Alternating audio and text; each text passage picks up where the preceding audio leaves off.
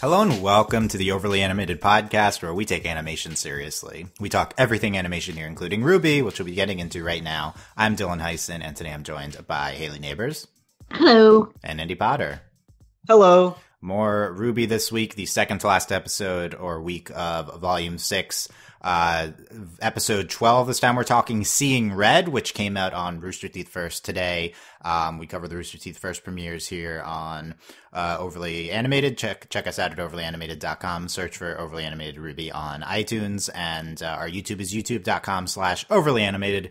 I think Seeing Red is a step up in title from last week. Also was accurately predicted as the title of feature episode by Michael and Needle on our Discord. So good job. I think it's actively good, in my opinion. It's a double pun on Yang's semblance and also Adam being red associated, and maybe Ruby's also a red character. Yeah. Well, no, she made Cordovan see red because she got really mad at her, and also Cordovan's mad. There's it a lot. Works on a lot of levels. Yeah, it's. I mean, it works on one level just for multiple characters. Yes. I mean, Adam flashed red with it. But anyway, speaking of that, spoilers for this episode and all previous episodes of RWBY. Big episode this week. We are very excited to get into this. I think I gave all the caveats. So let's get into Seeing Red here. Hayley, what are your thoughts and reactions to this episode? They did it, guys. They did it. Like, Which part? Oh, everything. So Adam's gone. I think I'm sure we'll discuss, but I'm pretty sure that he's like definitively dead because a lot happened to him that I don't think you could come back from. So that was wild that actually happened, and just so explicitly as well, because I was not expecting that. And like, I know I've been saying I want a Bumblebee kiss so bad, but honestly, this was beautiful and amazing, and this is like hits that goal for me in terms of the season. Their interaction at the end was just so sweet and confirming and beautiful. I think the episode I think it was like a lesser version of last week, kind of, because I feel like the fights were good, particularly the Adam and Bumblebee fight, but I feel like it was a little bit of a step down in terms of that, but still awesome. Yeah, I'm just like riding on a high. This is amazing. I have no clue what's going to happen next week, but like I'm happy with the end of this week for sure. Nice. Haley's very happy. Andy, what did you think of Seeing Red? I like this a lot. There were some cool fights, some fun moments, but I think this episode is the one that stumbles the most into some of the old RWBY problems, in that it doesn't feel like an episode in of itself. It feels like a continuation. It feels like it's not a full story, and that just comes with the territory of how this show is made and how it's presented to us. But that said, I did like what we saw here. I really liked, obviously, Adam getting stabbed by Blake and Yang at the same time. I really, really liked the way Yang was portrayed specifically, and how she was portrayed as smarter than Adam, and the way she got one over on him. That was really cool. And RWBY also got like a really cool moment herself too. So I like this episode. It's just, I'm seeing some of the phrase and just how this is. I'm seeing some of some fraying here from how we're getting portrayed. I'm starting to question again why we're given the show this way, because it doesn't seem to work sometimes. I mean, I think there's some good criticism there, but I think we're bearing the lead. Like, this is as Haley's guy, this is what we wanted. This is like the dream volume 6 scenario of Blake and Yang killing Adam and then them kissing over his dead body. That basically happened. Pretty much. It really did. I'll be clear. I'm nitpicking because this was good. Like, that's why I'm nitpicking, to be clear. No, I think these are valid concerns, but the first reaction is definitely like Adam's dead. I was screaming. I was giving something different to Hayley, to be clear. That's good. Yeah, and it's good, and I'll comment on that in a second too. But Adam's dead. Bumblebee is pretty explicitly presented, or as explicitly presented as you can get without a declaration of love or a kiss. And I think that's still in play for next week. We will discuss that. The scene of them towards the end of the episode, we have the stupid Leviathan Grimm scene to close it out. But before that, them like holding each other's faces and crying and hugging each other. It was so beautiful. It was like more heartfelt than I thought they could write, honestly. It's really good. It was genuinely really good, everything that happened here. Yeah, I don't know. I was skeptical that we would go there in terms of the two of them literally killing Adam, but they did. And it's kind of one of the most violent, harrowing things that our protagonists have done in the show so far. And I think that, like, I got into last week, like, I was like, here's all the reasons why they built up killing Adam. And yes, and I think, like, all those come into play here. Like, we showed that he was unforgivable. We showed that he was giving them no other option. The past trauma and their emotions behind it and everything. And, like, and Yang just unleashed on him. And it wasn't even Yang's semblance that killed him, though. It was, like, this other, like, symbolism with Blake's weapon. And, I assume that's what it was. And, it was literally, there's a shot of Yang and Blake stabbing Adam in. Yeah. And they lingered on it for a while, and they just hold too. on that shot. It's like, we have truly been blessed this season for movies. It's so horrible, but it's amazing. We just have this literal wide shot of the two of them just stabbing Adam. Like, you know how long I've hated Adam on this podcast for? You know how cathartic this was? just but he went out in, like, the best way possible.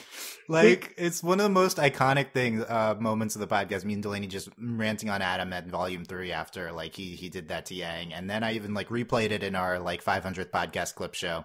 And, like, I've just been holding on to this anger towards Adam and this terrible character he's been. Yeah. And, like, to be fair, this season they made him not a terrible character. And it was really great how they handled him. But then they just, like, literally the gay ship that we're doing, like, murders him on screen in full sight when we hold on it for a long time, and then with like total justification for doing that too. Yes, it wasn't absolutely. Just for the like fan service of it, like absolutely. And then he's like, I'm dying, and then he's like, that happens for a while, and then he like collapses over the waterfall and he hits the rocks, and then his dead body collapses. I feel like if he hadn't hit the rocks, I'd be like, okay, they're gonna bring him back. But that's a big difference between the Cinder fall and this fall. Is him, because that would have killed him too if he wasn't already dead. I'm also so happy they didn't make him do some like stupid little last word quip thing.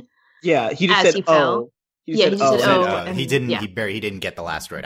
Some people are like, I wish Adam said something cooler. Like, the point is, we de-cooled Adam. Like, that's the point of the season. Like, Adam was like presented as like this edgelord cool bro dude, and this season has showed him for what he truly is, which is this insult type horrible figure. And we've really just exposed him, and he doesn't get the last word here. He just dies. And like, so cathartic, so like wonderfully presented, and then like that, and then right into just Yang and Blake crying and comforting each other in each other's arms and touching each other's faces. It's weird. Like, okay, like if you go back 2 months, this would be like earth shattering, like what just happened in this episode. We would not be able to handle it. Yang violently died. Yang and Blake basically confirmed romantic here. The fact is, I didn't react as hugely as I feel like I would have expected, and I think that's because they've eased us into this really well, and we've also just been speculating and discussing about it in the previous week. So like, we kind of just outlined almost exactly what happened here. And I think that's a sign of like good buildup. The fact that this isn't some jarring, crazy thing. The season has been so remarkably better, but it's also like really built and got us to points that are so different from where we were before. And like, it's easy to look past it and be like, okay, this was like awesome. Like, will they kiss next week? Like, Adam died, but will he come back? You know, like it's getting to the next parts, but I do want to like definitely linger here for a little bit on what the huge things that did happen, because I do think this is like on its own the biggest episode of RWBY ever, at least in terms of our expectations and like our frustrations with the show and our excitement over the show and like the things that we tap into both negatively and positively. I think it like coalesces together in what I do think is the biggest episode of the show so far this week. And yeah, I think it's phenomenal. I do kind of agree. It's a little bit of a step down from last week. It's just the part 2 of last week. I agree. It doesn't really work on its own episode, whereas last week worked a little bit better on its own. I think that's a good point. I still think it's a top 5 episode of the season. Probably put it at number 5 right now. I guess I can quickly go over my top 5. For even just that half part of the episode is just so amazing. I think the first part's also good. I liked the robot stuff last week better than this week, but I still liked the robot stuff. It had good RWBY moments and stuff, which is good. Yeah, I want to quickly do my top favorite to show how good this season is. Number 1, The Lost Fable. Number 2, Grim Reaper. Number 3, last week's episode, The Lady in the Shoe. Number 4, Alone in the Woods. And number 5, Seeing Red. Alone in the Woods being the horror episode. The apathy episode. The apathy episode. Those are 5 of the best episodes of the show. Yeah. I think this is one of the best episodes of the show. So, and it's only number 5 of the season, but those are 5 top 10 episodes of RWBY. Like, That's like half of the best episodes of RWBY, I think, are all from the season. Maybe even more than that. And that's really impressive for how majority. That's really impressive for how short of a season this is. For having like it's fine if like there's 5 amazing episodes and the rest are just good. Like if there's only 13 episodes in a season, like this is great. And also we haven't even gotten the finale, which in theory should be. I mean, with RWBY, it doesn't work like that. The RWBY finales are always like good, but something else. You know, and like we should say, we expected them to not nail the landing for the season. So far they have. Going into the finale here, if the finale is great, this is like this is literally 5 times better than any previous RWBY season if the finale is great. Okay, let's talk about, I mean, we'll get to the robot stuff later and huge Leviathan Grimm speculation, JK. But let's, we more into the Adam dying, Bumblebee. Bumblebee first. Hayley, I need you to walk me through your reaction once again on everything with the two of them in this episode, from the start where they're holding hands and we have a close-up shot of their hands held, to them fighting Adam, to Adam saying, "What does she even see in you?" That was amazing. to them together at the ends and each comforting each other. What was the range of emotions you went through here? Oh, so many emotions. I think just because it was all so confirming to them being a couple, which was amazing. Like the handhold at the beginning. I love that throughout the whole first talking bit, they were holding hands the whole time. It didn't let go. That was so sweet. And they had a little like hand squeeze, which was so cute.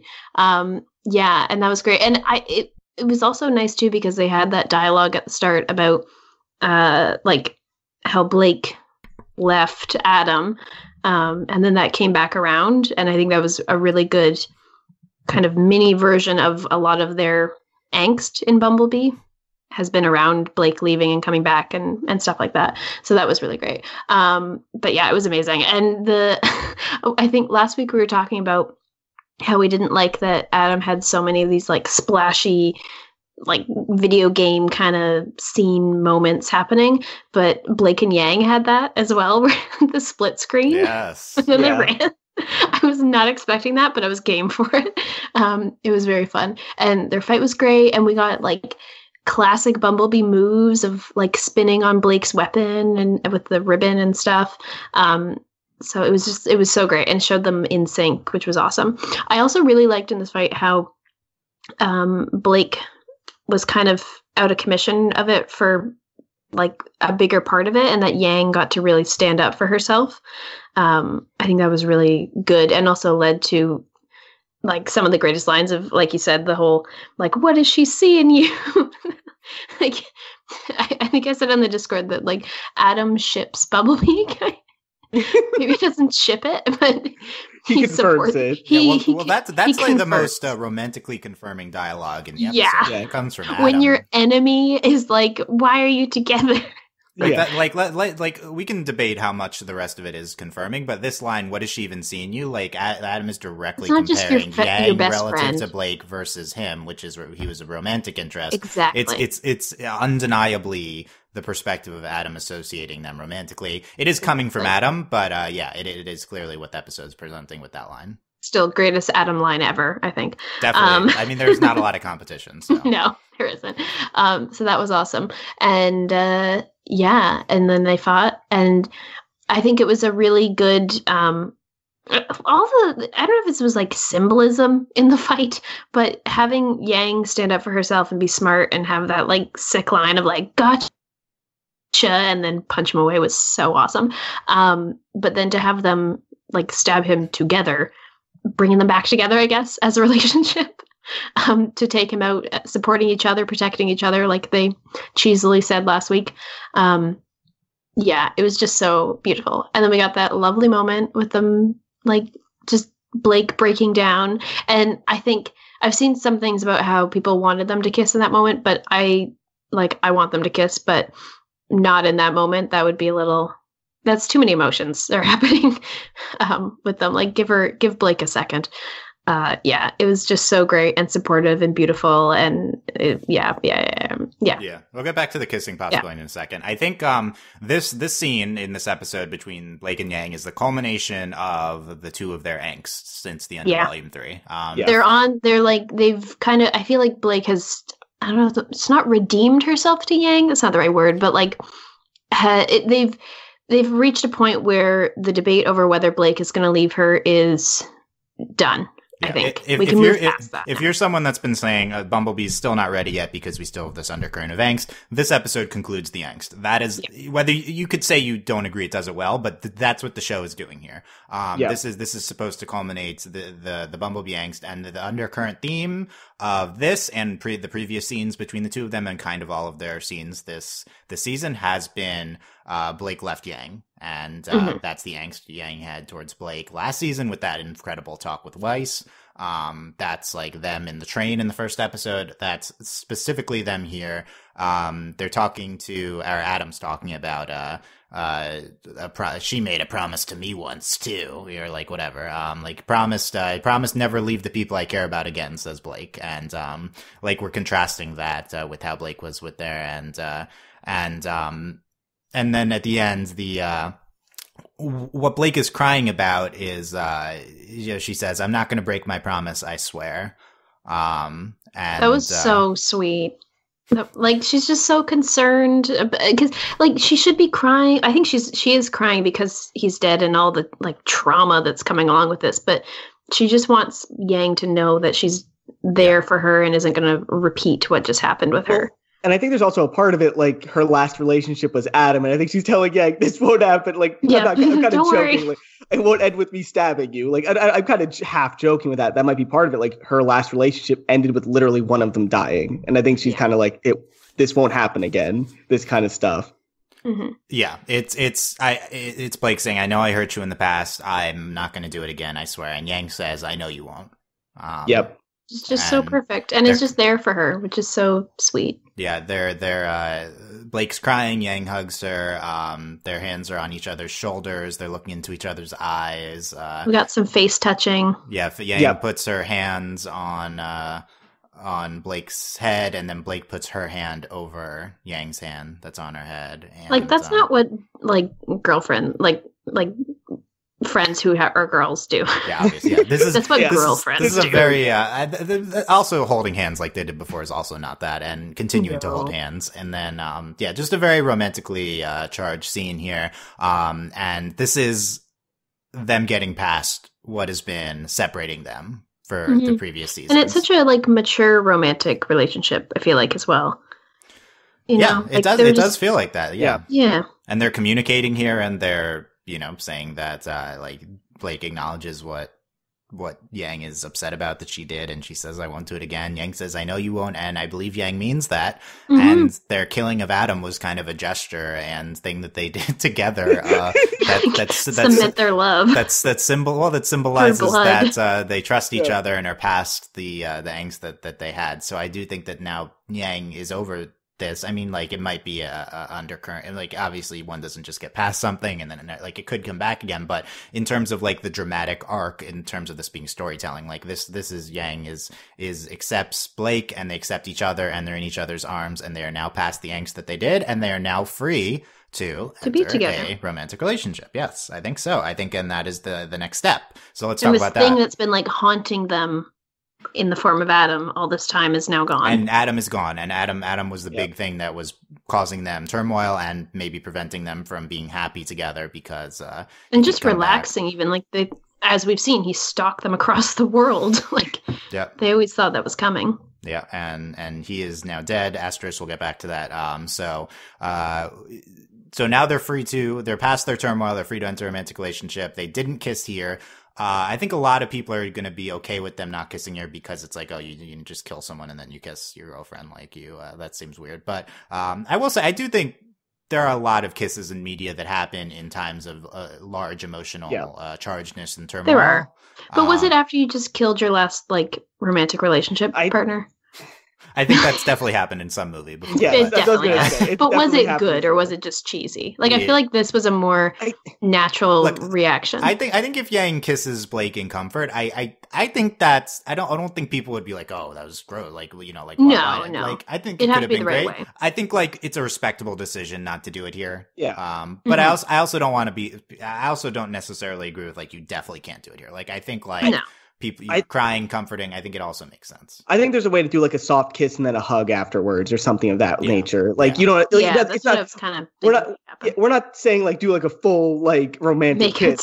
Like that's not what we're asked. That's not what we're saying should happen here. Like, but just a light kiss confirms it's romantic. Like, even though we know it's romantic, there's people that still say it's not. Like, just I want it explicit. Like, I want them to just be explicit. And I think this episode, it should be noted, this is successful in portraying the two of them explicitly in as much as you can without doing these key things that I talk about all the time, kissing, revealing feelings for each other. Like, without getting into those two things. Yeah, without saying like, you know, we're dating, this is my girlfriend, or I love you, like, or kissing you. Like, those are the big things that like audiences are primed to obviously associate with romantically. I think this is basically as much as you can get without getting into those things, like the last scene of them comforting each other in that way and touching each other that way, them holding hands like that. Adam's line, what is she even seeing you?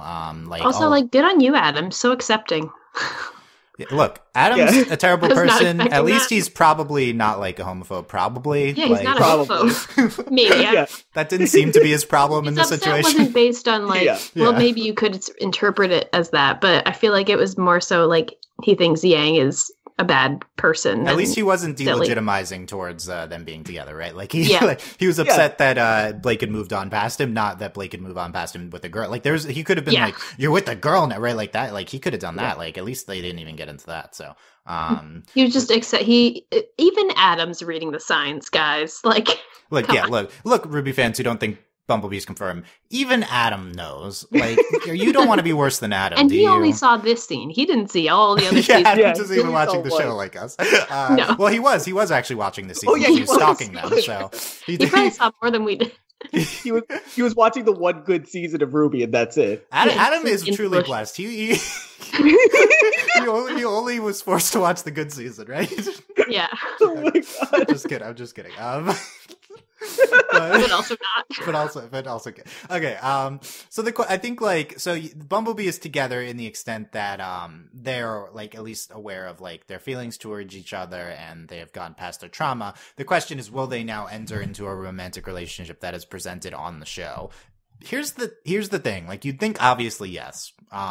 However, I present my counterpoint of Ren and Nora. Yes, this is the worry, is because this show does not often portray explicit romance. The only real time has been John and Pyrrha in the past, and Ren and Nora are together, but we never show them being together. So like they could just do that with Bumblebee. I think like that's my big worry is, okay, they're kind of together. They'll sometimes like touch each other in the background or something, but they're just going to be a Ren and Nora. If they do all those things that Ren and Nora do, and at least one of them in them mentions like Yang's my girlfriend, like or something like that, explicit, I'm okay with it because at least because we still have more seasons of the show to come. Yeah, like, well, Ren and Nora don't say they're dating though. Yeah, but they're not main characters, Dylan. This is the thing. I think that's the big difference. Yeah. Yes. Like, they don't get enough screen time just on their own, even. You know. Yeah. Just even see that, like we get screen time with them when they need to be on screen doing specific things, not them just being cute and flirting. Whereas we could have that with Bumblebee. The closest chance we got for Nora and Ren to do stuff was like that scene where John was pretty much the lead with the Pyrrha scene. Like other than that, we've had no chance to really see Nora and Ren do anything. Yeah, I mean Nora had a line last episode, but it's always like kind of subtle things. The difference is that they're main characters. Yeah. Like RWBY does sideline relationships, but I don't think they could sideline this, especially with the fan expectations. Also, the Ren and Nora thing, like I forgot that they had agreed to date each other last season. I guess they didn't really say it. It's kind of unclear, right? Yeah. Where they didn't put enough time on it. Where I don't even remember what happened with that. That's another good point. This is already more than we ever got from. Like this is more than we ever got from Ren and Nora. Yes, it is. Like they can't just drop this. So they simultaneously stabbed him. Like because remote. Pretty explicit. They did stab him. That's true. Yeah, but I mean, it's even more explicit because multiple seasons we thought Nora and Ren were just like sibling relationship, and then it's like, it's more than that. Like that's how like in the background it was for them compared to this. Yeah, and there's the reason I mentioned fan expectations briefly before is just because Miles and Carrie talk about kind of like taking feedback from the fans. Not that I do think you'd necessarily have to input fan feedback in your storytelling. I don't know. A lot of the anti-Bumblebee stuff is like, I hate that everyone's like expects it to happen and is pushing it so hard. Like whatever. The narrative like is doing this. It is what it is. Like And this is also relating back to like we didn't. Okay, this season had way more explicit like it's gonna happen moments, but the culmination of this moment is relating to something that happened 3 seasons ago. So yeah, they're tying it into the main drama with these two characters. Like this is not just something that's you cannot like. You're this like, is not, what are we this is gonna not just do? they're shoving it on the screen. And if they were, we'd be happy. But they're not doing it. They're painstakingly building it up, much to the chagrin of us. Yeah. And finally, it is happening here. So we think that they can't just shove it to the background. Okay, we're agreeing. So when will it happen? That's the question. Because what we could do is it could be like, it turns awkward as things go back to normal, and they never actually got around to discussing it and to saying they love each other. And then we have season 7 builds them up of them like building up the courage to finally come together. I think that's a possibility too. I hope not. Okay. Here's what I'm picturing happening is they will in terms of kissing, I think there may be like a slight peck or something in the end of this, like in the finale at some point. But I think the real like actual romantic moments are going to happen next season. But what I see happening here is Bumblebee finds their way back, like they hear the Grimm are coming, right? And then they find their way back to the rest of the crew, and they go in holding hands and are like supporting each other and stuff, and have a cute moment like that. What if everyone like comments on them holding hands? And I feel like also the group is going to be so supportive and adorable, and I'm really there for that. Who's going to fangirl the hardest over them? RWBY, definitely. RWBY. Definitely Weiss RWBY. too. Weiss comforted Yang about this. Weiss will also, Weiss will be also be jealous. You stole my girl. Yeah. Oh my god. I hope. And then Ruby's like, what does that mean? Yeah. So that's, okay. That's RWBY. not happening. That's our fanfic. But, yeah. Okay. I see like post battle, they're on the plane going to Atlas, and they're sitting in the back seat, and then they have a little moment. I could see that happening. Okay. Andy, yes or no culmination in the finale? Next week. Yes. Next week. I don't know. We got 2 episodes worth of stuff to get through. So probably a 25-minute plus episode, yeah. Yeah. So I think most people now are probably going to expect no, just because it's like, they call like you could see this as the culmination. You could see this as the end point. Them comforting each other in each other's arms, and this is satisfying too. I don't want them to like do the rest of this show or the rest of the series or season, whatever, where they're like standing on opposite sides of the group from each other. I think that would be bad. I hope not. If they're like standing near each other, holding hands, fighting together, then that's fine.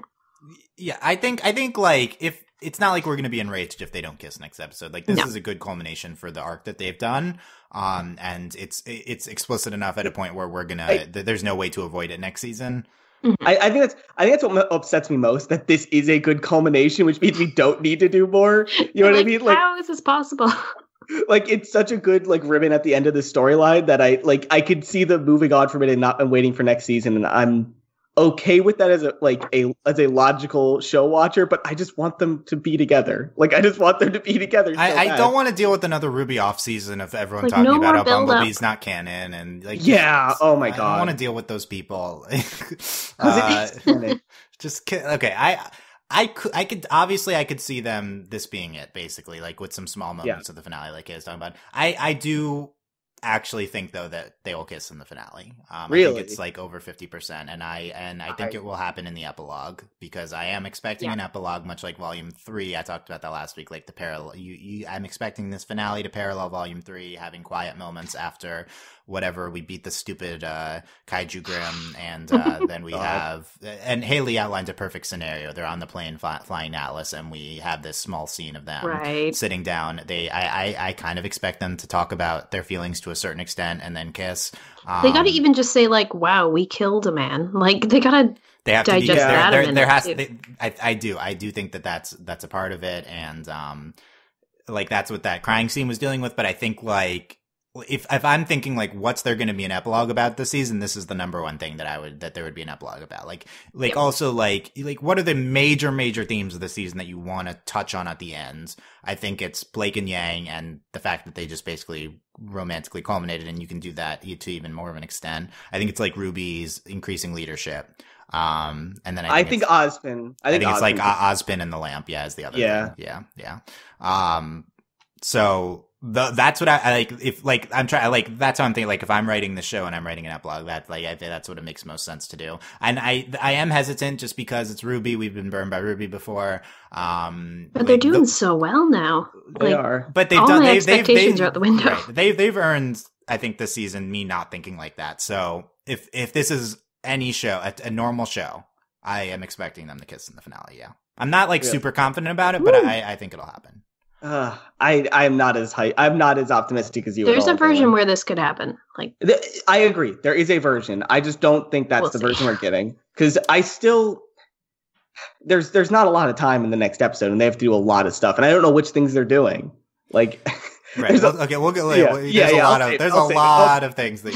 But again, though, if there's no epilogue, then that's the way that it doesn't happen. I feel like I would be a little bit upset if there is an epilogue and we don't do this. Yes, I'm not sure that would what else upset is me important more. enough to do instead of this. So I would just have to see. But I'm on like 65-70%. Kiss. I'm expecting no epilogue, and I'm expecting it to. If there is epilogue, I agree we should get into it, but I just don't feel like we have room for an epilogue this season. I feel like epilogue because they condensed the last 2 episodes together.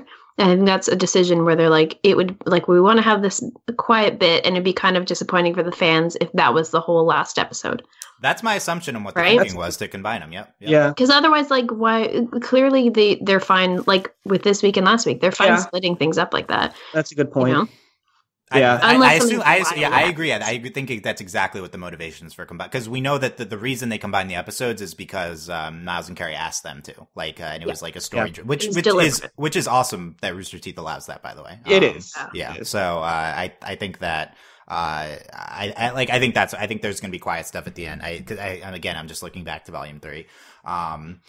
And I think like stuff, I think basically, quickly, I think everything that's going to get sidelined that Andy is hinting might come up is anything involving Salem's crew. I don't think that's going to come into play. Yeah, no, I don't think we'll see Tyrion and Watts. I don't think we'll see Emerald and Mercury. It's a little bit annoying because those were random elements this season, but that's very RWBY to have like 1 or 2 scenes with things and then not have them come back. I'm just really upset because this is maybe something. I'll save it. I would be angry if Salem's crew doesn't come back because that feels like. It feels like another problem that they've constantly had that they're continuing with now into the season, even though they fixed a lot of stuff. It's like this season's so much. It still has a little bit of the same problems. I agree.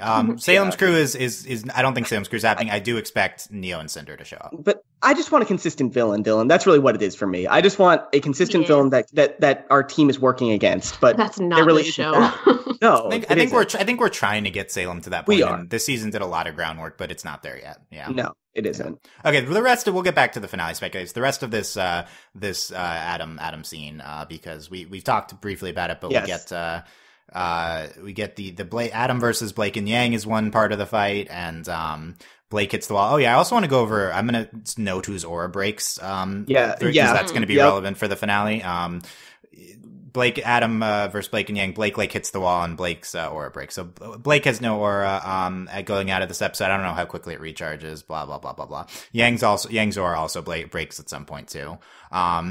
There's like I don't want to get into this, but there's like implications that aura ties to semblance. I feel like that they're getting into in this scene. I think that's what the scene was doing, but I really don't want to talk about it. I do. I think that's okay, but I think semblance. I think your semblance, like you can. Because Adam was commenting on like your aura can't be holding out, and I think the reason he would say that is because Blake, he's wanted Yang's. He's like saying, Yang, your semblance isn't going to work. Your aura's giving out. So like they have to be tied together. That was my logic. I don't know. Yeah. Okay. Yang. Adam versus Yang. What does she even see in you? Then Adam does like the red flashes, splash screen type thing. I thought it was awesome this episode. He didn't get his own splash screen. It was just kind of like integrated into the animation. It like went dark but it was like a dark version of what was happening. That was my favorite moment of the entire like this season, honestly, because we took this thing that Adam was known for, he's really cool for, and Yang's like, you're just so predictable, and just catches it because she's like, you do the same thing over and over again. I thought that was awesome, just like using like the fact that he just has these stupid splash screens all the time against him. Yeah, it's such a great moment when she catches. That was amazing. And also how they like lingered, like I feel like her expression and her voice actor there was just so good. The whole like gotcha line, like it was so good because you can tell it's going to happen as well previously because he's like, why aren't you hitting me? And he says that at one point when they're fighting. Yes. And it's clear she's trying to dodge things. She's saving her semblance just so she can hit it. Exactly. Yeah. Yes, And then she just like punches him. Oh, it was so cool. Yeah. Yeah, Yang's semblance charging, we talked a lot about, speculated on. It finally pays off because she goes into Super Saiyan mode and she catches the thing, gotcha, and then she punches him and his Zora breaks. Yang's Zora is broken. By the way, Hayley mentioned this split screen shot of before the Blake and Yang section of the fight of the two of them. Like Blake is on the top of the screen, Yang's on the bottom. I want to point out there's so many like potential screen caps for this podcast in this episode. That's a big reason why it's awesome. There's so many fantastic. That split screen is an awesome shot. Yang catching the sword is like an awesome shot. There's Adam like flashing. There's RWBY giving the speech in the episode. She like gorgeous animation of RWBY, and that was an awesome shot too. Adam getting double stabbed. I could have done that one. It would have been very cathartic. I went with the comforting and crying, obviously. Obviously. I feel like kind of an aside, but this episode seemed to just like, I feel like the animation got better somehow. Like there were some moments where when she grabbed the sword, for instance, and at the end when they were comforting each other and Blake was like falling over, it just seems so fluid, the animation. It didn't seem jittery at all. It was really, I don't know why, I just noticed it. But I think I mentioned this the other week too. I feel like the emoting on people's faces is getting remarkably better as well. And you saw that in this fight too. So I don't know why it's happening. There's just some particularly special animation. Yeah, there is. Yeah. In general, I don't know. Like, I think I don't know if it, but like they had some particular like split screen, like the shot of the Yang catching it and like her going or semblance happening, and there's just a lot of really smart animation, and it adds to what is already an awesome moment and makes it just even greater. And they're doing interesting things now, like with the split screen thing. That's not like a normal thing to do. Like I really like them experimenting with the engine they have. I do really like them experimenting with these types of shots. I highly encourage more of that because I think that they have a very high success rate with doing something out of the norm. Like this, like we've kind of loved everything they've done here. Like, I mean, there's some question of, do we like the Adam splash screen thing? At the very least, it looked gorgeous last week. And they made it look too kind of like it was part of his semblance. Like it wasn't just something for the audience to see. It could be something that they are seeing. They definitely gave that vibe, at least this episode and last episode. Yeah. Like, I think RWBY doing like cool video gamey type shots, I think this is the show for that, and I think it does work and enhance the. I think there's probably fear of it, like the show's such a like complex narrative that like you don't want to like get too silly and stuff. But I think it works. But they're using it to enhance it. Like, I'm fine with them like not doing these experimental stuff, not during the fights, but during the fights, get like crazy because it's really cool. Yeah, especially during the fights. The only thing that like sometimes doesn't work for me is like the humor, anime style humor pop-ups and stuff like that. That's different. And that's already something they've been doing for a while. So I feel like move away from that type of thing, move towards this more of type of thing that you've been doing. I mean, I don't really mind the humor stuff too much. I think that's fine too. It's not a big deal. But like like they get experimental with the humor, but not with like it feels like they're a little tentative with some other stuff. So I definitely think like what they've done here is fantastic. And it's hoping to see some cool splash screen stuff with this Leviathan Grimm. I think that there's ample opportunity. It's gonna happen. We're gonna get a Silver Eyes splash screen. We have to. Oh God! So, there's okay. Hold on, the Silver Eyes. Yeah, we're gonna split screen though of the robot and the Leviathan going at each other. Oh my God! Like a repeat. Yeah, but the robot's like frozen. We got to break it out. Yeah, but okay. And Adam stabbed over the edge. So is Adam dead? Yes.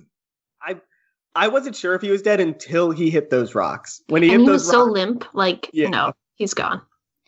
The only thing that makes me question is that his sword is down there too. If they hadn't thrown his sword down there too, I'd be like, he's stupid sword. So his sword does drop. There's room for someone to pick up his sword at the very least. But they threw it down so much, like, before he fell. And that was fast water. But my point is that he's going... the sword is in the river with him. So, like, if they get him back, they'll get his sword, there too. There seems to be a reason why the sword fell off. Like, in terms of the strategy, there's a reason, because you baited him over the edge, and then, Blake was there, and she popped up. Which was awesome. That was awesome. That was cool. So, in terms of, like, ostensibly, like, he's dead because his aura is broken, and so we're convinced of that. He gets stabbed twice, like, clearly he's gonna die from that. Have we seen that much, like, explicit blood also? No. That was really... shocking. Yeah, I was not expecting that. This is not your Pyrrha death where she evaporates. This is or like Cinder falling last season. Yeah, and very different. So he's he stabs, his aura's broken, he hits the rocks hard. It seems like his body looks lifeless. Like he goes into fast water. Like he'll also probably die. On the surface, he's dead. The reasons to be skeptical are because Cinder also fell off a thing last season and was clearly not dead. That people rarely die in the show, although people have died, and also even if he is dead, it's possible he comes back to life at some point. Mm-hmm. Oh my god, we'll see. So I think he's definitely dead for a while. So it's possible Salem reanimates him at some point. That's what I'd say. Yeah, that's always a fear. As long as it's a couple seasons off. Yeah, give us some time. But I just wanted to say, last week I dissed his sword for not being a semblance, even though he claimed it to be a semblance. I think this episode confirmed that it's not a semblance. Because when she threw it over the edge, he got so sad, which means that he's powerless without that, which means it's not his semblance, because his semblance should be part of him. So there you go. There's my word. Okay. I don't want to get it. Yeah. I did. Stupid. We don't have to get into that. No, we don't. It's whatever. It's the sword is an essential part of Adam, I was and like, he fell over. Yeah. Okay. But it was sweet. So we all think Adam's. I also feel like Yang. I don't know if they made this clear, but I feel like Yang holding onto the sword took like the power from the sword into herself with the punch. It did.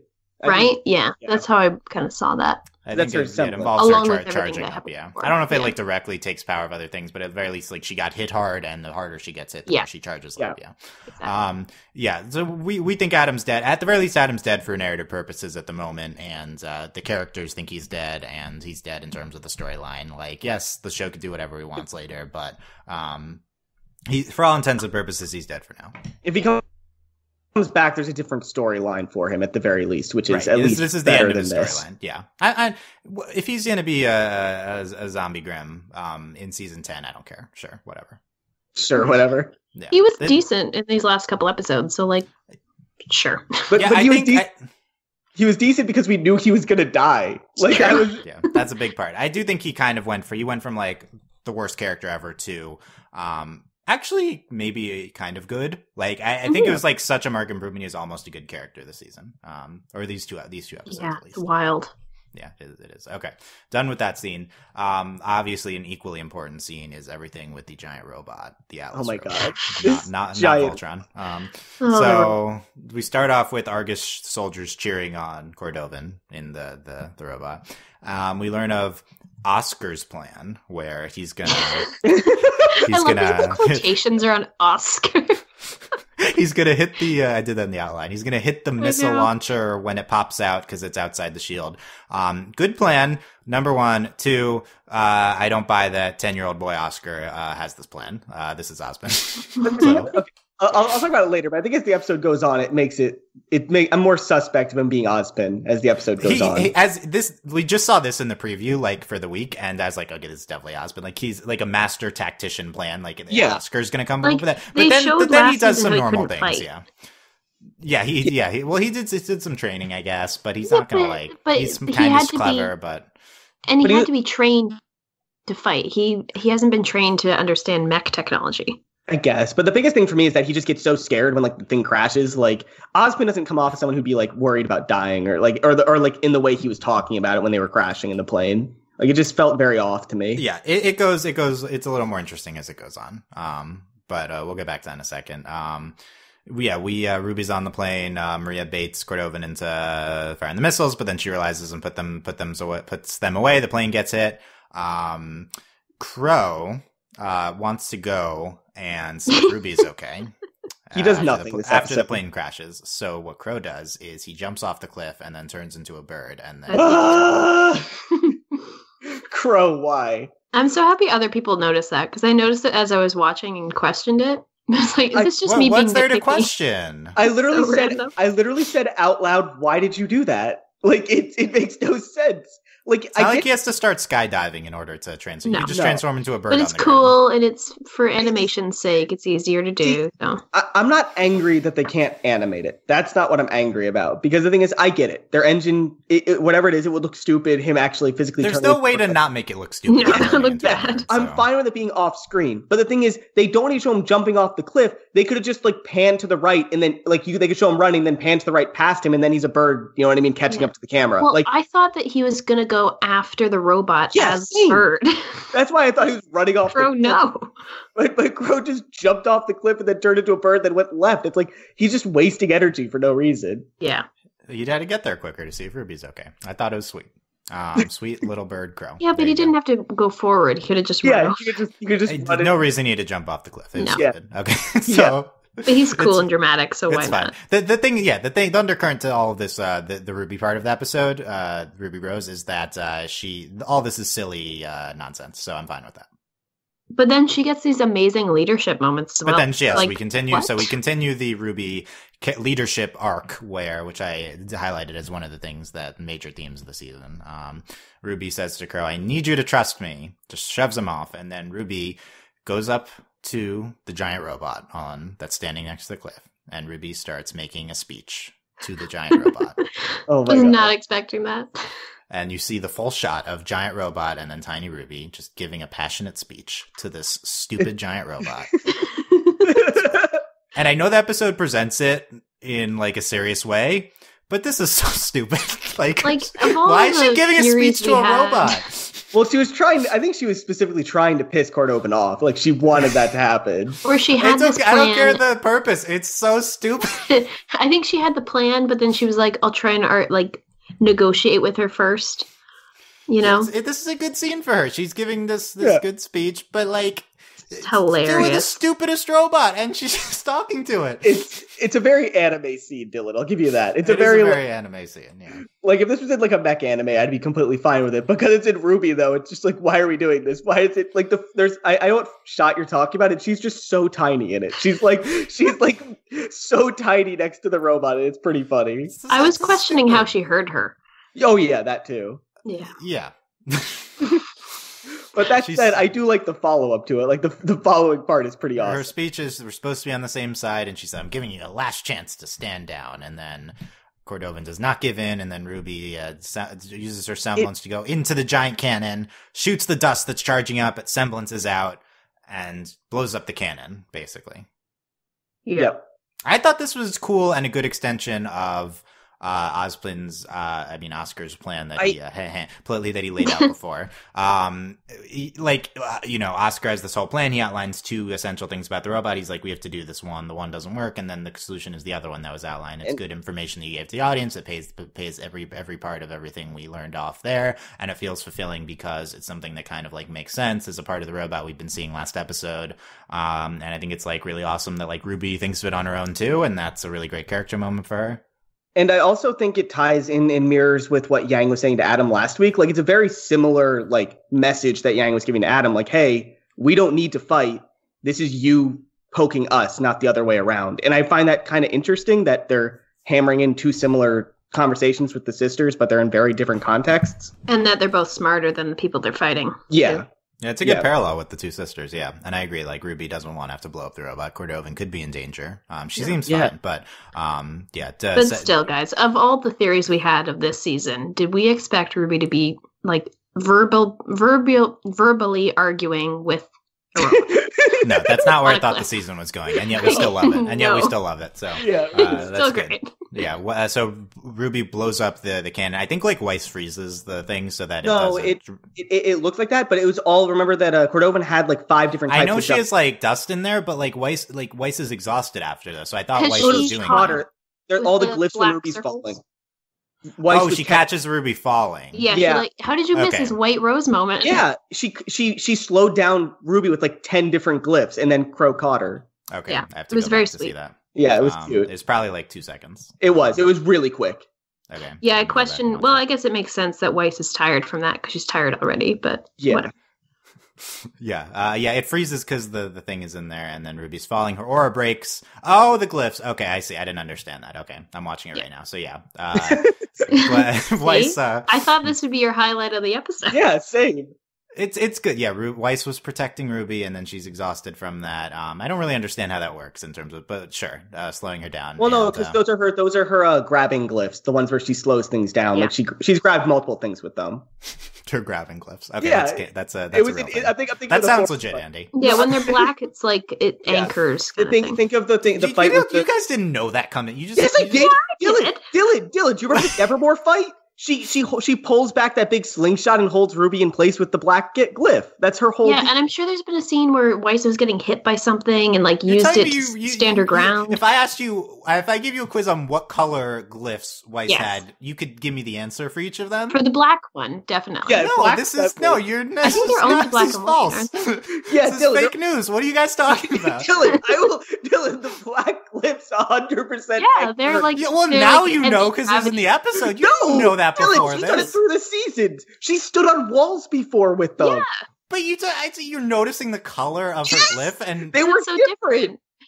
It indicates clearly we're paying attention to different aspects of the show. I didn't know that. This was season 1. It was the only thing to pay attention to. How dare you? How dare you? There's a lot to pay attention to in season 1. Do you remember the John bullying plot? That was a lot to pay attention to.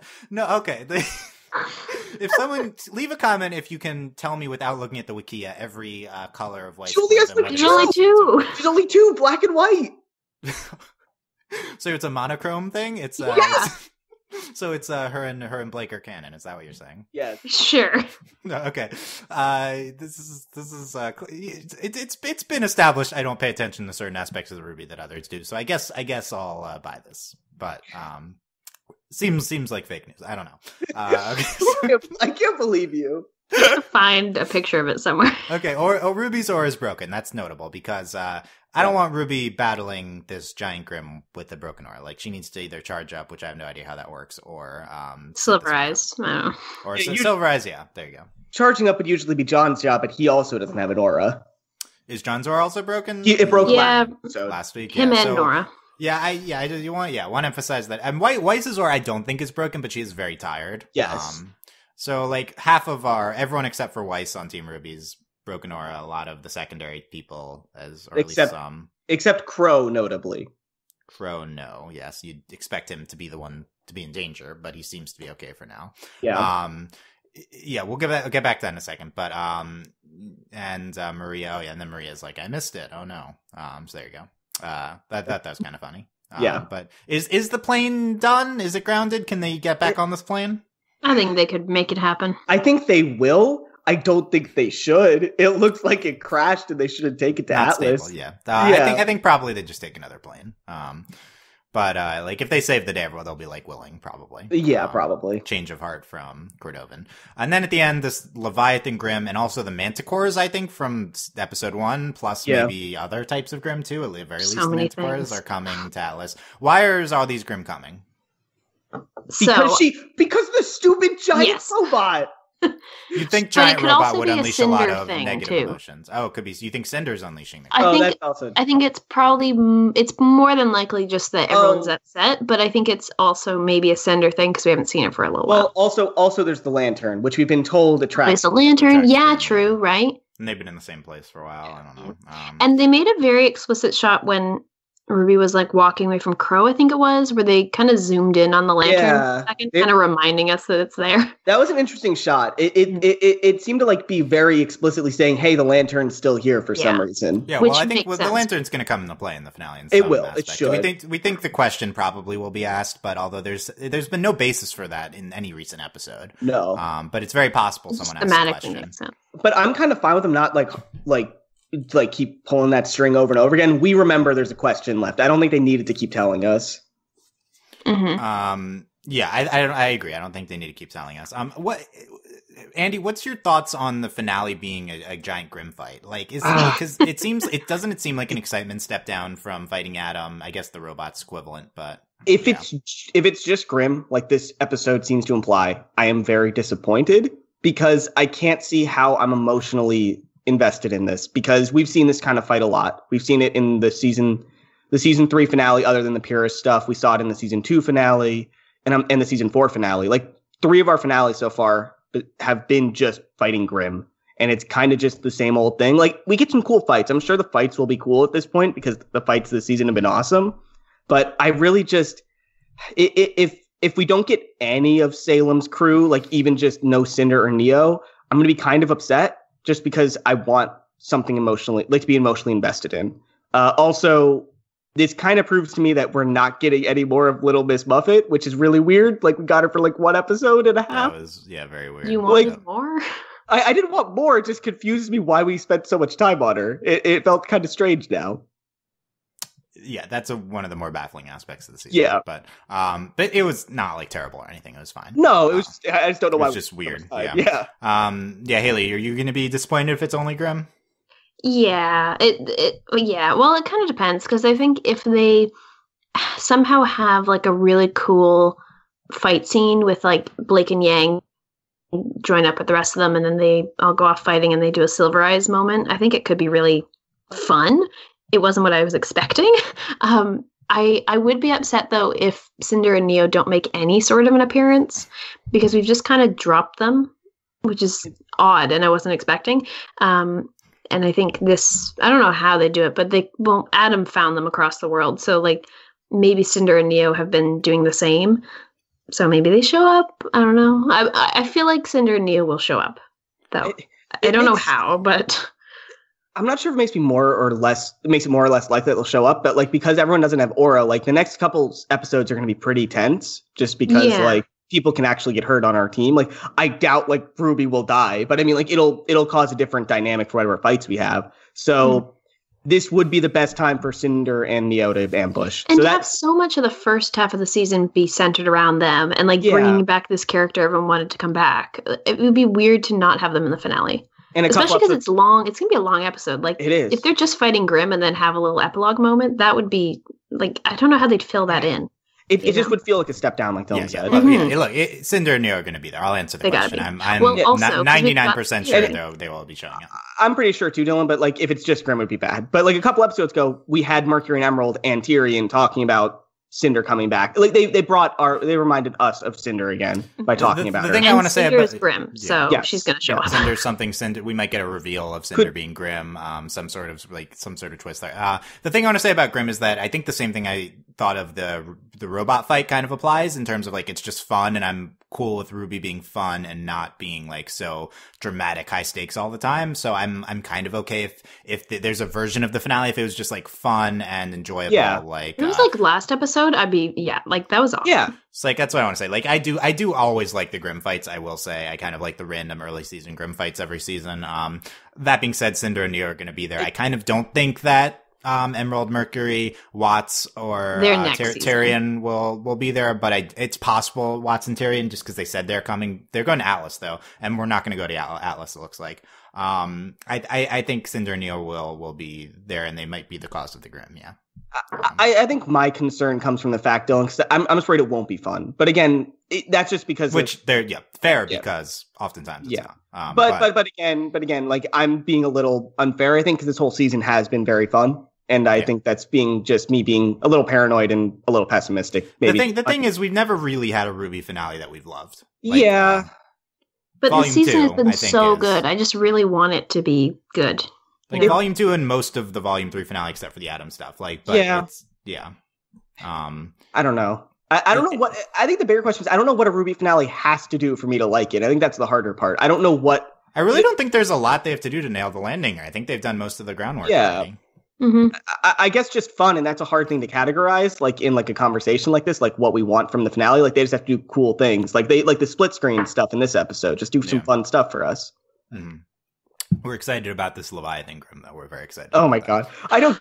It just, by the way, they hinted at that, the deep sea Grimm. I know. Okay, I'll give him that. But it just looks like the stupid ocean spirit from Avatar, just like all black. It does. And just moving slowly. Like, what's it gonna do? I don't know. I thought it was another robot at first. Oh, I was like, are we straight up genlocking this? Like, does look like Quazilla from the Avatar finale. Yeah. I was expecting it to be Cinder, honestly, just because she's a Grimm too. Yes. What if this is Cinder's alternate form? Oh my God. baby. Cinder and Neo are going to be there. So Adam, yes. So see, Dylan, if that actually happened, I would be 100% down for it because it'd be so stupid, but also really fun. And I'd be amazing. like, yeah, it'd be great. It's not Like happening. Neo's No. riding on the back of it. Yes, that would be good. Oh my God. It's not happening. Adam already died. Is anyone else going to die? Because if we're paralleling this to Volume 3, we had Roman and also Apira die. Roman's kind of the Adam dying here. Will we get a Pyrrha type death? That would be big if a Pyrrha type. I don't think so. I think Adam was our death. I think Crow's dying. I'm convinced. We always think Crow's dying. No, but this time they've set it up. His whole arc hasn't really culminated yet for me. And the thing is, he's the biggest hitter on their team with Aura still, so he's going to be in the thick of it. He is being set up as the only person in their group that can really get into everything and protect everybody. And so I think he's going to sacrifice himself to something in this finale. And I think that it fits in with what we've been seeing this whole season. Yeah, I think, as I've said, I think Crow would fit the Pyrrha archetype death. Yeah. He's building up to like a sacrifice moment. Especially because we've had these really nice moments with him and RWBY. It would just be a bigger gut punch. And I think they want to do that. They like that kind of stuff. So that would be, and so I don't know, but again, also Crow's always been on death flag, like on the death list. Like, I don't know what they're gonna do with him. The ranking is number 1 in terms of most to least likely to happen.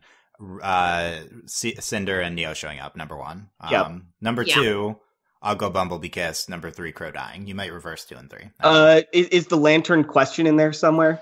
Lantern question. I don't know. I feel like that should happen, but I don't know how it would happen. You know. So here's the other thing. And Ozpin. Ozpin too. Ozpin's going to show up in this finale.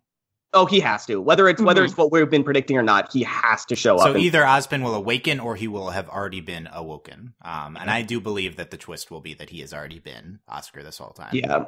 I still think it's possible. I think there's some weirdness here in this episode, but again, it could just be him acting really well. Or us just listening, like looking for it too hard. That could also be it. But I think what brings him out is the fact that Cinder is a maiden. I think that'll bring him out to talk to everybody at some point. But just in general, the early part of the season was about Ozpin. It was. Feeling betrayal towards Ozpin, so they need to finish that here. I'm just seeing what narratively they use to like bring him back, because he has to come back at some point because of what. Like we're expecting Ozpin will awaken or was awoken, and there will be a reveal there. Cinder and Neo are coming in. They're facing these other Grimm. Maybe Crow's gonna die. I guess it's also important that Oscar still has Zora too, so he's gonna probably fight as Ozpin at some point here. Yeah, and he'll be. I wonder how it'll be revealed. I just think he might just jump into the fight, and like he might just be fighting, and all of a sudden everyone's like, "That's not Oscar," because like Oscar can fight, but not. I think it would have to be. I think he might. I guess the reveal, if we want to combine it with the question thing, is he just steal the lantern at some point, and it's like, Oscar, why'd you do that? Oh, I'm Ozpin. I at first I thought he was going to do that when it first happened, but now I'm starting to think he won't, because I don't think Ozpin thinks there's a question to ask that will answer what he needs to know. Unless something, that's the question. Like, what has happened this season that he would have observed between him going missing and coming back? Like, then we think he was inserted, and now that would prompt him to ask another question. Like, that's kind of the interesting. Is something that's happened done that? What I think, Dylan, is that Cinder's going to ask a question, and she's going to ask a question for Salem to try to get back in her good graces. Because I just don't see Ozpin needing a question here. Neo speaks for the first time, and it's to ask a question. Wouldn't that be a big moment? That was huge. How do I bring people back to life? Because she wants to bring back Roman or something. I know it sounds stupid. I do think Neo kind of could ask the question, because that would, if she's ever going to speak, this would be the most powerful moment. She betrays Cinder, and then Oh, that's definitely happening though. Like, are we going to get Neo betraying Cinder? That's probably also going to happen. Yeah, Neo, Cinder, Ozpin. Those are the only people that could ask the question. Is there anyone else? Maybe Crow. Yeah, I think Crow is like a distant fourth there for me. I just don't know what anyone else would be asking about. You know? I don't see RWBY or anyone on Team RWBY asking a question. Like, maybe RWBY. I think if it would be RWBY herself, just because like it goes along with newfound leadership and confidence. Like, she takes the charge and asks something she thinks will help. She might ask about the maidens, or she might ask about her mom. There's also that thing that's kind of been like tickling the back of my brain for a little bit the past season or so. Like, her mom is Zwei, but on the dog. That's the long. Yeah, have you not heard this theory, Hayley? That's our theory on this podcast. Yeah, and this is that's the ultimate RWBY conspiracy. It is, and the Silverize RWBY will Silverize this giant Leviathan, for sure. Or Cinder. Yeah. But yeah, that's another thing. RWBY Silverize training has been a theme this season as well. And if Cinder was there, it would parallel season 3 too, right? Yeah, for definitely. Silverizing. I guess this Leviathan Grimm is the new dragon thing that is it really like, I don't know, anticlimactic if RWBY just kills all the big Grimm before they even do anything every time? Like, I think it would be towards the end. It would be some sort of wrinkle, but she's gotta get her power back, I guess. Also Maria could die too. No, don't even say that. Don't do that. Just because she's old. I see no reason for her to die, like, narratively. Well, I'm just wondering what her reason is for being in next season. Yeah, there's also that. RWBY more. She, you know, what could happen is she could just be like, just stay here. Like, she might just be like, she could just peace out. Yeah. Yeah, no. Be like, I need to get my eyes fixed. She reconciles with Cordovan and helps her be in charge of the base here. Yeah, and Cordovan says, I have stuff here to fix your eyes, and Maria just stays there. Like, that's the only reason Maria's with them, is because they're going to Atlas. That's it. Yeah, the true ship will be obviously the two old ladies. That'll happen. Yes, for sure. Yeah, that's what we've been building up to. Okay. Any other pressing finale predictions? I think we covered everything. Or last thoughts from the episode, Hayley.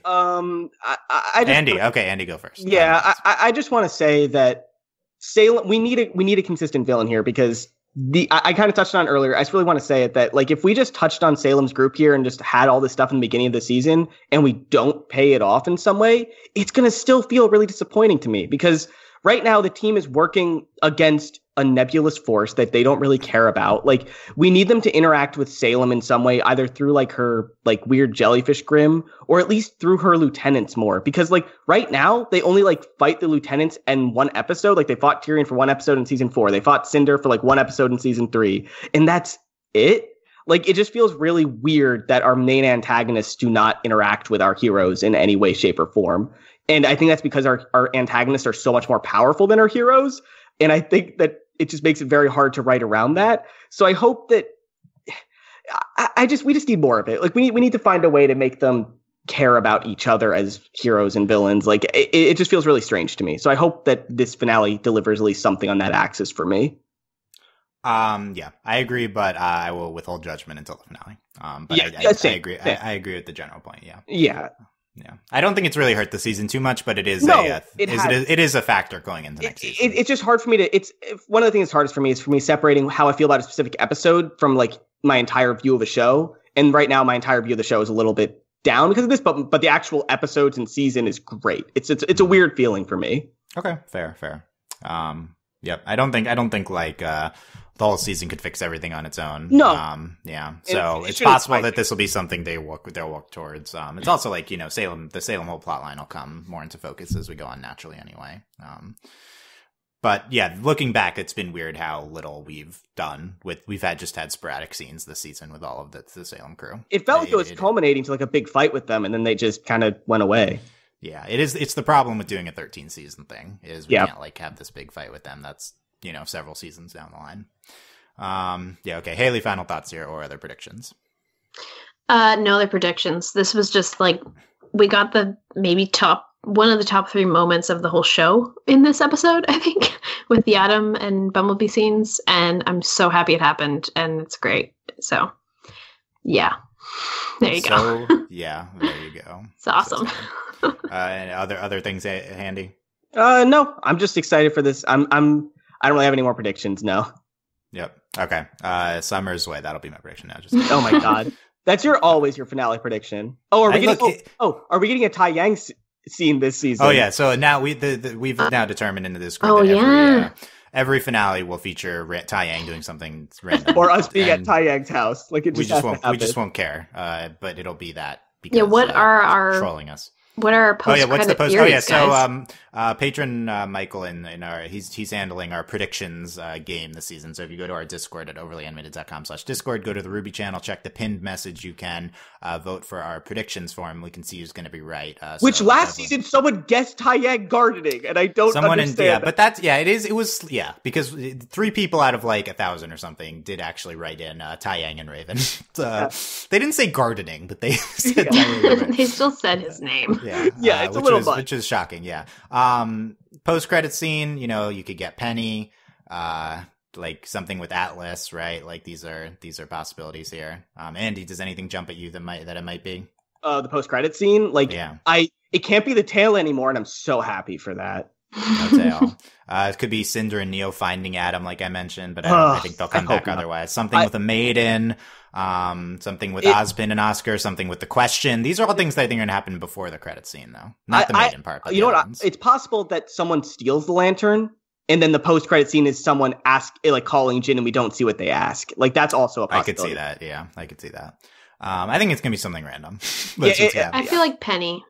Penny's the most likely of the ones we mentioned, because it's random, but it's also random, but it's a good leading into Atlas. Yeah, but I think so. Also, Penny's the type of fan service thing that's good. Like that's the kind of thing you do. We're dying for more Penny. Yeah, yeah.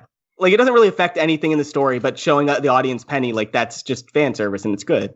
We could do like a shot where she's being, I guess, repaired or whatever on a table thing, and then it pans over and like her eyes open, and then Penny's eyes, new Penny's eyes open up. Is this our Penny? Is this a new Penny? Those are the questions. Yeah, because it seems like the end credit scenes. There's been times where they are kind of consistent with what happened in that episode, but I feel like in a lot of cases it's like with Taeyang, it's kind of random stuff that is still connected. And that would be something that would lead us into the new season. And they've already brought Neo back, so they're showing they're not like they're looking back at old character models and are revamping them. So yeah, it's not crazy. I mean that could be why they had to wait on Penny. They had to revamp her, and she was just further down the list. Like, honestly, and get to Atlas in the first place. Yeah, right? Yeah. Look, I'm also just gonna say, Zombie Pyrrha. I know we've been saying it, but we did have a Pyrrha scene statue this season, so like there's some precursor if we want Zombie Pyrrha. They've updated their model, like you said, Hayley. They made her into a statue. I'm telling you, like Zombie Pyrrha. Like, Zombie Pyrrha, I think as much as you joke about it, I think that is a actual possibility that could actually happen on this show. That's what we've been saying. I don't know. What if 3 seasons from now we have like Zombie Pyrrha and Zombie Adam? Oh my god. Working together. But see, you know what? That would be a really cool fight scene, and that makes me really excited. That makes me really bad at myself. No, don't say that. Don't encourage. It would be fun. It would be fun. I'm fine. If that's season 10, whatever, sure. Yeah, like sure, whatever. Okay. And the last thing I would say is I always look forward to the credits song, because that's always one of my favorite songs this season. We always get a new lyric song over the credits. So hopefully it's like a Bumblebee love song. Oh, that'd be great.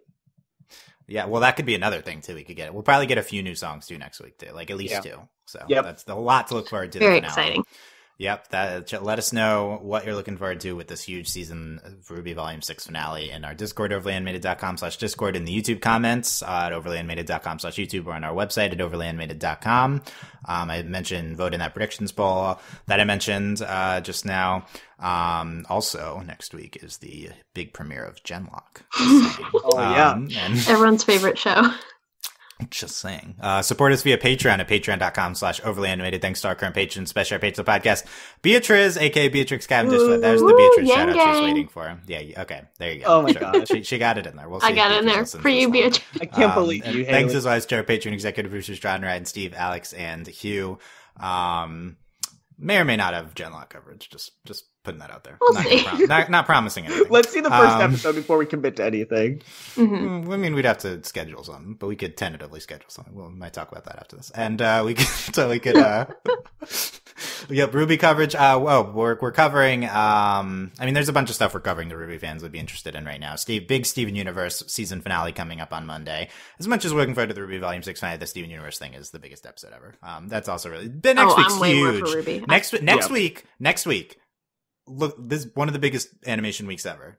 It really is. Steven Universe, hour-long season finale, RWBY Volume 6 finale, Young Justice mid-season finale, 4 episodes, and just as important as all of that, the huge Genlock season premiere. Like, all of that is next week. Yeah. All 4 of those equally important things. So, It's a huge week. And we're also covering The Promised Neverland, the standout anime of the season. Episode 2 coverage will probably be also up today. We covered episode 1. Check all that out. At Young Justice, Outsiders, I mentioned that. That'll also be up. We've She-Ra podcast up. RWBY, Steven. Yep, that's what's on the homepage. I'm just reading podcasts that are on the site. Okay, there you go. Big week coming up here. Get your Genlock predictions in now. I'm just saying.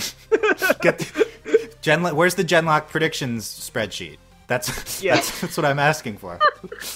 Find all that at overlyanimated.com. Thanks for listening, guys. We will see you next time. Bye. Bye-bye. Bye.